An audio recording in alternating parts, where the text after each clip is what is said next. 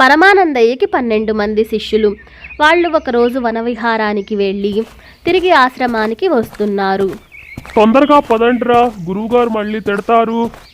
అలా వాళ్ళు కబుర్లు చెప్పుకుంటూ నడుస్తూ ఉండగా మధ్యలో ఒక వాగు వచ్చింది.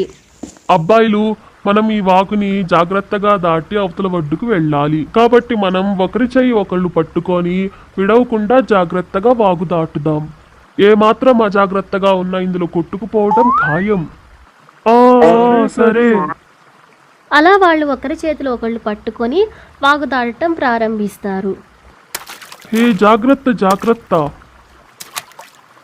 అలా వాళ్ళు ఎలాగోలా ఆ వాగు దాటి అవతల ఒడ్డుకు చేరుకుంటారు.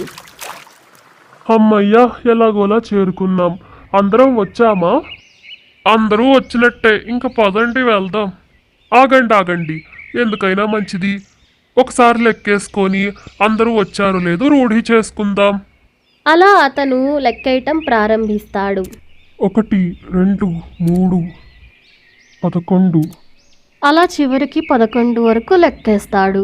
మిత్రులారా, నాకు 11 మందే వచ్చారు. మళ్ళా ఒకడు వాగులో కొట్టుకుపోయాడు. అలా శిష్యులందరూ ఒకళ్ళ తర్వాత ఒకళ్ళు లెక్కేసినా వాళ్ళకి 11 మందే లెక్క వచ్చింది. మనం ఒక మిత్రుడిని కోల్పోయాం అని వారు భోరున విలపిస్తారు. ఈ విషయం వెంటనే గురువుగారికి చెప్దాం, పదండి అని వారు భోరున ఏడ్చుకుంటూ గురువుగారైన పరమానందయ్య గారి దగ్గరికి వెళ్తారు.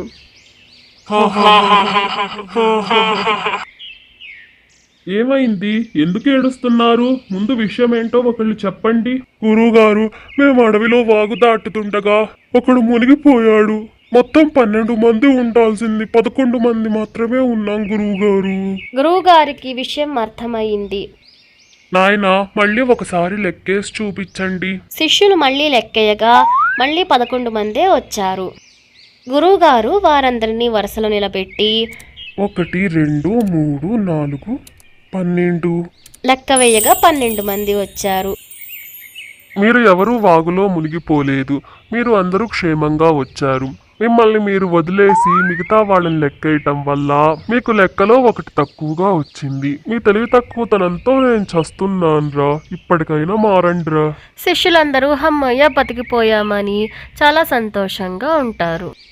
నా వీడియో నచ్చినట్లయితే please like, share and subscribe my channel. Thank you.